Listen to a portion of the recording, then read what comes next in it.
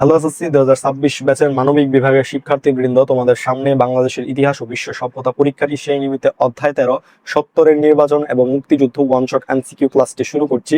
প্রথম এমসিকিউটি রয়েছে, বাংলাদেশের প্রথম অস্থায়ী সরকারের নাম কি? বাংলাদেশের প্রথম অস্থায়ী সরকারের নাম কি? মুজিবনগর সরকার। মুজিবনগর সরকার এটি 1971 সালের 10 এপ্রিল গঠিত হয় এবং 17 এপ্রিল কি মেহেরপুরের বৈদ্যনাথ তলায়, যেটি বর্তমানে মুজিবনগর, সেখানে কি শপথ গ্রহণ করে। তাই এখানে সঠিক উত্তরটা হচ্ছে কি অপশন ক, মুজিবনগর সরকার। বাংলাদেশের প্রথম অস্থায়ী সরকার গঠিত হয় কেন? তার কারণটি হচ্ছে কি মুক্তিযুদ্ধ সুষ্ঠুভাবে পরিচালনা করার জন্য। একটি যুদ্ধ পরিচালনা করার জন্য প্রশাসনিক কাঠামো, আন্তর্জাতিক সমর্থন প্রয়োজন। এই সরকার যুদ্ধের রণকৌশল নির্ধারণ এবং বহির্বিশ্বে কি বাংলাদেশের পক্ষে সমর্থন আদায়ের কাজ করতো। তাই এখানে সঠিক উত্তরটা হচ্ছে কি অপশন ঘ, মুক্তিযুদ্ধ সুষ্ঠুভাবে পরিচালনার জন্য। 1971 সালের এপ্রিলের কত তারিখে মুজিবনগর সরকার শপথ গ্রহণ করে? শপথ গ্রহণ করে হচ্ছে কি 17 এপ্রিল। 17 এপ্রিল। মনে রাখার সহজ উপায়টি হচ্ছে কি 10 এপ্রিল তারিখে গঠন হয় এবং তার ঠিক কি এক সপ্তাহ পরে 17 এপ্রিল শপথ গ্রহণ করে মেহেরপুরের আম্র কাননে। তাই এখানে সঠিক উত্তরটা হচ্ছে কি অপশন গ, 17 এপ্রিল। আইনগত কাঠামো আদেশ অনুসারে পাকিস্তানের সংবিধান প্রণয়নে কয়টি মূলনীতি নির্ধারণ করা হয়? মূলনীতি নির্ধারণ করা হচ্ছে কয়টা? 6টা। 1970 সালে নির্বাচনের আগে president Yahya Khan legal framework order LFO জারি করেন, যেখানে সংবিধান তৈরির জন্য কি 6টি মূলনীতি শর্ত দেওয়া হয়েছিল। তো এখানে সঠিক উত্তরটা হচ্ছে কয়টা? 6টা। 1970 সালের নির্বাচনের আইনগত কাঠামো আদেশে 20 নং ধারায় কয়টি মূলনীতি ছিল? কয়টা মূলনীতি ছিল? 6টা মূলনীতি ছিল। তো এখানে সঠিক উত্তর কয়টা? 6টা। জাতীয় পরিষদে মহিলা প্রতিনিধির সংখ্যা ছিল কয়জন? 13 জন। মহিলা প্রতিনিধির সংখ্যা ছিল কয়জন? 13 জন। 1970 সালের নির্বাচনে জাতীয় পরিষদের মোট 300 আসনের বাইরে মহিলাদের জন্য কি 13টি আসন সংরক্ষিত ছিল। তাই এখানে সঠিক উত্তরটা হচ্ছে কি ওটা অপশন ক, 13 জন। 1970 সালে সাধারণ পরিষদের নির্বাচনে পূর্ব পাকিস্তানের মোট আসন সংখ্যা কত ছিল? পূর্ব পাকিস্তানের মোট আসন সংখ্যা ছিল কয়টা? 169টি। 169টি। পূর্ব পাকিস্তানের 162টি সাধারণ আসন এবং 60টি সংরক্ষিত মহিলা আসন, সব মিলিয়ে কয়টা আসন? 169টা আসন। তাই এখানে সঠিক উত্তর কি 169। জাতীয় পরিষদের মোট সদস্য সংখ্যা কত ছিল? জাতীয় পরিষদের মোট সদস্য সংখ্যা ছিল কয়জন? 313 জন। সারা পাকিস্তান পূর্ব ও পশ্চিম মিলায়া 300টি সাধারণ আসন এবং 13টি কি সংরক্ষিত মহিলা আসন, সব মিলিয়ে কয়টি? 313টি আসন ছিল, যার ফলে কি সদস্য সংখ্যা 313 জন। তাই এখানে সঠিক উত্তর কত? 313। 1970 সালের প্রাদেশিক পরিষদের সদস্যদের কি বলা হতো? তাদের বলা হতো কি MPA। জাতীয় পরিষদের সদস্যদের বলা হতো MNA, অর্থাৎ মেম্বার অফ ন্যাশনাল অ্যাসেম্বলি। এবং এখানে প্রশ্নে যেটা বলা হয়েছে প্রাদেশিক পরিষদের সদস্যদের বলা হতো MPA, অর্থাৎ মেম্বার অফ প্রভিন্সিয়াল অ্যাসেম্বলি। তো এখানে সঠিক উত্তরটা হচ্ছে কি MPA, অপশন খ।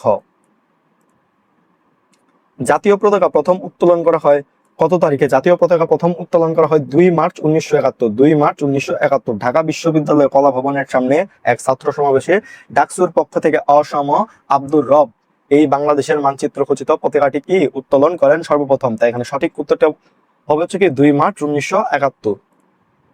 1970 সালের নির্বাচনের পর থেকে পাকিস্তানের রাজনৈতিক অঙ্গনে এক অস্থিরতা সৃষ্টি হয় কেন? তার কারণটি হচ্ছে কি সরকার ক্ষমতা হস্তান্তরে অস্বীকৃতি জানানো। সরকারের ক্ষমতা হস্তান্তরে কি অস্বীকৃত জানানো। আওয়ামী লীগের নিরঙ্কুশ সংখ্যাগরিষ্ঠতা অর্জন করার পরেও ইয়াহিয়া খান ও জুলফিকার আলী ভুট্টো বাঙালিদের হাতে ক্ষমতা না দেওয়ার জন্য কি ষড়যন্ত্র শুরু করেন। এটিই ছিল কি মূল কারণ। তাই এখানে সঠিক উত্তরটা হচ্ছে কি অপশন খ, সরকার ক্ষমতা হস্তান্তরে অস্বীকৃতি জানানো। 1970 সালের নির্বাচনে বাঙালি জাতি কিসের বিজয় ঘটে? বাঙালি জাতির কিসের বিজয় ঘটে? জাতীয়তাবাদের বিজয় ঘটে। জাতীয়তাবাদের বিজয় ঘটে। এই নির্বাচন প্রমাণ করেছিল যে বাঙালিরা একটি স্বতন্ত্র জাতি হিসেবে তাদের অধিকার ও আত্মনিয়ন্ত্রণ চায়, যা মূলত বাঙালি জাতীয়তাবাদের কি বিজয় ঘটায়। তাই এখানে সঠিক উত্তরটা হচ্ছে কি অপশন ঘ, জাতীয়তাবাদের। 7 মার্চের ভাষণে বঙ্গবন্ধুর মূল দাবি ছিল কয়টা? বঙ্গবন্ধুর মূল দাবি ছিল কয়টা? 4টা। মূল দাবি ছিল কয়টা? 4টা। দাবিগুলো হলো: 1, সামরিক আইন প্রত্যাহার; 2, সৈন্যদেরকে ব্যারাকে ফিরিয়ে নেওয়া; 3, হত্যাকাণ্ডের তদন্ত এবং নির্বাচিত প্রতিনিধিদের হাতে কি ক্ষমতা হস্তান্তর। তাই এখানে সঠিক উত্তরটা হচ্ছে কয়টা? 4টা। কোন সংস্থা কর্তৃক 7 মার্চের ভাষণকে বিশ্ব প্রামাণ্য ঐতিহ্য হিসেবে স্বীকৃতি দেওয়া হয়েছে? ইউনেস্কো কর্তৃক 7ই মার্চের ভাষণকে বিশ্ব প্রামাণ্য ঐতিহ্য হিসেবে কি স্বীকৃত দেওয়া হয়েছে। 2017 সালের 30 অক্টোবর ইউনেস্কো এই ঐতিহাসিক ভাষণকে কি memory of the world registered এ অন্তর্ভুক্ত করেন। তাই এখানে সঠিক উত্তরটা হচ্ছে কি অপশন ঘ, ইউনেস্কো। বঙ্গবন্ধুর অসহযোগ আন্দোলনের ঘোষণার ফলে নিচের কোনটি ঘটে? নিচে কি আছে? কেন্দ্রীয় সরকারের নিয়ন্ত্রণ ভেঙে পড়ে, অর্থনৈতিক ব্যবস্থা স্থবিরতা দেখা দেয়, শাসনতান্ত্রিক জটিলতা দেখা দেয়, জনগণের দাবি সমূহ পূরণ হয়। এখানে সঠিক উত্তরটা হচ্ছে কি অপশন ক, কেন্দ্রীয় সরকারের নিয়ন্ত্রণ ভেঙে পড়ে। কেন্দ্রীয় সরকারের নিয়ন্ত্রণ কি ভেঙে পড়ে। শেখ মুজিবের নির্দেশে তখন কোর্ট কাচারি অফিস ব্যাংক সব বন্ধ হয়ে যায়, কার্যত পূর্ব পাকিস্তানের বঙ্গবন্ধুর কথাই কি চলছিল তখন। পাকিস্তানের কেন্দ্রীয় সরকারের কি কোনো নিয়ন্ত্রণ ছিল না। তাই এখানে সঠিক উত্তরটা হচ্ছে কি অপশন ক, কেন্দ্রীয় সরকারের নিয়ন্ত্রণ কি ভেঙে পড়ে। 25 মার্চের রাত নিচের কোন ঘটনার সাথে সম্পর্কিত? 25 মার্চের রাত গণহত্যার সাথে সম্পর্কিত, গণহত্যার সাথে সম্পর্কিত। একে কাল রাত্রি বলা হয়। সেদিন মধ্যরাতে ঘুমন্ত ও নিরস্ত্র বাঙালিদের উপর পাকিস্তানি সেনাবাহিনী ঝাঁপিয়ে পড়েছিল। তাই এখানে সঠিক উত্তরটা হচ্ছে কি অপশন ক, গণহত্যা। 25 মার্চের গণহত্যা কি নামে পরিচিত? 25 মার্চের গণহত্যা অপারেশন সার্চ লাইট নামে পরিচিত। বাঙালি জাতীয়তাবাদী আন্দোলনকে স্তব্ধ করে দেওয়ার জন্য এটি ছিল পাকিস্তানি বাহিনীর কি একটি পরিকল্পিত সামরিক অভিযান। তাই এখানে সঠিক উত্তরটা হচ্ছে কি অপারেশন সার্চ লাইট। কত তারিখে পশ্চিম পাকিস্তানের অপারেশন সার্চ লাইটের পরিকল্পনার নীল নকশা তৈরি করে? নীল নকশা তৈরি করে কি 18ই মার্চ। 18ই মার্চ ঢাকা সেনানিবাসে জেনারেল রাও ফারমান আলী এবং জেনারেল খাদিম হোসেন রাজা এই নৃশংস গণহত্যার চূড়ান্ত পরিকল্পনা তৈরি করেছিল। তাই এখানে সঠিক উত্তরটা হচ্ছে কি অপশন খ, 18ই মার্চ। মুজিবনগর সরকারের অস্থায়ী রাষ্ট্রপতি কে ছিলেন? অস্থায়ী রাষ্ট্রপতি ছিলেন কে? সৈয়দ নজরুল ইসলাম। সৈয়দ নজরুল ইসলাম। রাষ্ট্রপতি বঙ্গবন্ধু শেখ মুজিবুর রহমান এবং পাকিস্তানে বন্দী থাকার কারণে তার অনুপস্থিতিতে উপরাষ্ট্রপতি সৈয়দ নজরুল ইসলাম অস্থায়ী রাষ্ট্রপতির দায়িত্ব পালন করেন। তাই এখানে সঠিক উত্তরটা হচ্ছে কি অপশন ঘ, সৈয়দ নজরুল ইসলাম। মুজিবনগর সরকারের প্রধানমন্ত্রী কে ছিলেন? প্রধানমন্ত্রী ছিলেন কে? তাজউদ্দিন আহমদ। তাজউদ্দিন আহমদ তিনি ছিলেন বাংলাদেশের প্রধানমন্ত্রী এবং মুক্তিযুদ্ধের অন্যতম প্রধান সংগঠক। তাই এখানে সঠিক উত্তরটা হচ্ছে কি অপশন গ, তাজউদ্দিন আহমেদ। মুজিবনগর সরকারের অর্থমন্ত্রী কে ছিলেন? অর্থমন্ত্রী ছিলেন কে? Captain M Mansur Ali. Captain M Mansur Ali. তাই এখানে সঠিক উত্তর কি ক্যাপ্টেন এম মনসুর আলী। যুদ্ধের বাজেট ও তহবিল তদারকি করাই ছিল কি এই অর্থমন্ত্রীর মূল কাজ। তাই এখানে সঠিক উত্তরটা হচ্ছে কি অপশন গ, ক্যাপ্টেন মনসুর আলী। মুজিবনগর সরকারের প্রধান সেনাপতি কে ছিলেন? প্রধান সেনাপতি ছিলেন কে? M A G Usmani. M A জি উসমানী, আতাউল গনি উসমানী। পুরো মুক্তিযুদ্ধকে 11টি সেক্টরে ভাগ করে যুদ্ধ পরিচালনা করার প্রধান দায়িত্ব ছিল কি আতাউল গনি উসমানের কাঁধে। তাই এখানে সঠিক উত্তরটা হচ্ছে কি অপশন খ, এম এ জি উসমানী। মুক্তিযুদ্ধের সময় বাংলাদেশকে কতটি সেক্টরে ভাগ করা হয়েছিল? বাংলাদেশকে মোট 11টি সেক্টরে ভাগ করা হয়েছিল। যুদ্ধ পরিচালনার সুবিধার জন্য সারা দেশকে 11টি সেক্টরে ভাগ করা হয়েছিল। তবে 10 নম্বর সেক্টর ছিল কি নৌ কমান্ডোদের জন্য এবং এর কোনো কি নির্দিষ্ট এলাকা ছিল না। তাই এখানে প্রশ্নের প্রাসঙ্গিকতায় বাংলাদেশকে মোট কি 11টি সেক্টরে ভাগ করা হয়েছিল। মুক্তিযুদ্ধের পক্ষে জনমত তৈরির জন্য কাকে নিয়োগ দেওয়া হয়েছিল? মুক্তিযুদ্ধের পক্ষে জনমত তৈরির জন্য নিয়োগ দেওয়া হয়েছিল কি আবু সাইদ চৌধুরীকে। আবু সাইদ চৌধুরীকে। বিচারপতি আবু সাইদ চৌধুরী লন্ডনে বিশ্ব বিবেকের কাছে বাংলাদেশের স্বাধীনতার যৌক্তিকতা তুলে ধরার কাজ করতেন। তাই এখানে সঠিক উত্তরটা হচ্ছে কি অপশন ক, আবু সাইদ চৌধুরী। 1971 সালের জুন মাসে কে পূর্ব পাকিস্তান রাজাকার অর্ডিন্যান্স জারি করে? পূর্ব পাকিস্তান রাজাকার অর্ডিন্যান্স জারি করে কি জেনারেল লেফটেন্যান্ট জেনারেল কি টিক্কা খান। লেফটেন্যান্ট জেনারেল টিক্কা খান। টিক্কা খানকে বাংলার কসাই বলা হয়। তিনি শান্তি বাহিনীর সদস্যদের আইনি ভিত্তি দিয়ে রাজাকার বাহিনীতে রূপান্তর করতে এই অধ্যাদেশ জারি করেন। তাই এখানে সঠিক উত্তরটা হচ্ছে কি অপশন খ, লেফটেন্যান্ট জেনারেল টিক্কা খান। মুক্তিযুদ্ধের বিরোধিতায় প্রথম যে সংগঠনের জন্ম হয় তার নাম কি ছিল? তার নাম ছিল শান্তি কমিটি। তার নাম কি ছিল? শান্তি কমিটি। 1971 সালের এপ্রিলে গঠিত এই কমিটি সরাসরি পাকিস্তানি বাহিনীকে সহযোগিতা এবং রাজাকার আলবদরদের কি মদত দিত। তাই এখানে সঠিক উত্তরটা হচ্ছে কি অপশন ক, শান্তি কমিটি। মুক্তিযুদ্ধে কৃষকরা যে কোনো ত্যাগ স্বীকারে প্রস্তুত ছিল কেন? এর কারণটা হচ্ছে কি স্বাধীনতা লাভের জন্য। স্বাধীনতা লাভের জন্য বাংলার কৃষকেরা ছিল মুক্তিযুদ্ধের বড় শক্তি। তারা মুক্তিযুদ্ধের আশ্রয় দিত, খাবার দিত এবং সরাসরি যুদ্ধে অংশ নিত কেবল মুক্তির আকাঙ্ক্ষায়। তাই এখানে সঠিক উত্তরটা হচ্ছে কি অপশন খ, স্বাধীনতা লাভের জন্য। মুক্তিযুদ্ধে বীরত্বের জন্য কোন নারী বীর প্রতীক খেতাব পান? কোন নারী বীর প্রতীক খেতাব পান? তিনি হচ্ছেন কি অপশনে আছে সিতারা বেগম। সিতারা বেগম। ক্যাপ্টেন ডাক্তার সিতারা বেগম 2 নং সেক্টরের অধীনে বাংলাদেশ ফিল্ড হাসপাতাল এর ইনচার্জ ছিলেন এবং মুক্তিযোদ্ধাদের চিকিৎসায় অসামান্য অবদানে ভূমিকা রাখেন। এর জন্য কি তিনি নারী বীর প্রতীক খেতাব পান। তাই এখানে সঠিক উত্তরটা হচ্ছে কি অপশন গ, সিতারা বেগম। মুক্তিযুদ্ধে বীরত্বের স্বীকৃতি স্বরূপ 2 জন নারী বীর প্রতীক খেতাব অর্জন করেন। তাদের মধ্যে একজনকে তারামন বিবি, আরেকজন ছিলেন কি সিতারা বেগম।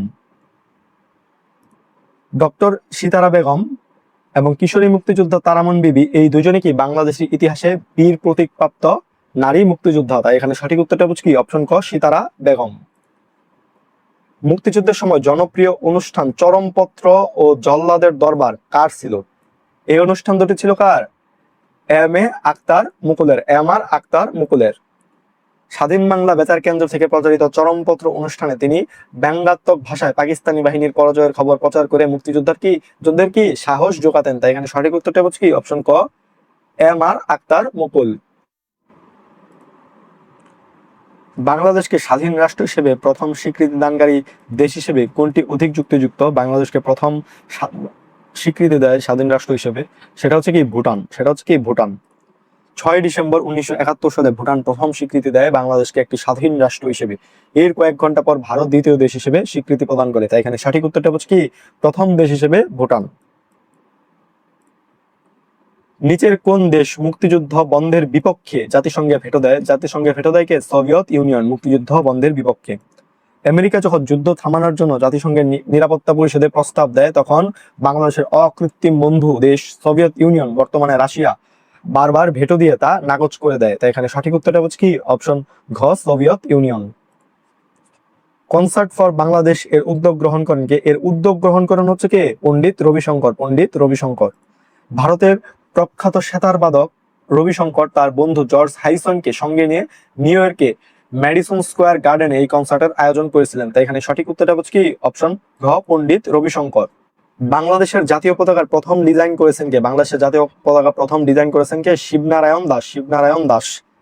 মানচিত্র খচিত বাংলাদেশের জাতীয় পতাকার যেটা প্রথম জাতীয় পতাকা ছিল, সেটা ডিজাইন করেন কে? শিবনারায়ণ দাস। এবং পরবর্তীতে পতাকা থেকে মানচিত্র সরিয়ে যেটা বর্তমান রূপ সবুজের মাঝে লাল বৃত্ত, সেটি চূড়ান্ত ডিজাইনটি করেন কে? কামরুল হাসান। তাই এখানে সঠিক উত্তরটা হচ্ছে কি প্রশ্নের প্রাসঙ্গিকতায় প্রথম ডিজাইনার শিবনারায়ণ দাস। আমাদের জাতীয় সঙ্গীতের রচয়িতা হচ্ছে রবীন্দ্রনাথ ঠাকুর। আমার সোনার বাংলা আমি তোমায় ভালোবাসি। তাই এখানে সঠিক উত্তর কি রবীন্দ্রনাথ ঠাকুর। প্রধানমন্ত্রী কোনো অনুষ্ঠানে প্রধান হলে জাতীয় সঙ্গীতের কতটুকু পরিবেশিত হবে? জাতীয় সঙ্গীতের কতটুকু অংশ পরিবেশিত হবে? সেটি পরিবেশিত হবে হচ্ছে কি প্রথম 8 লাইন। রাষ্ট্রীয় প্রটোকল অনুযায়ী রাষ্ট্রপতি হলে সম্পূর্ণ গান, আর প্রধানমন্ত্রী বা অন্যান্য ভিআইপি হলে কি প্রথম 8 লাইন বাজানো হয়। তাই এখানে সঠিক উত্তরটা হচ্ছে কি প্রথম 8 লাইন।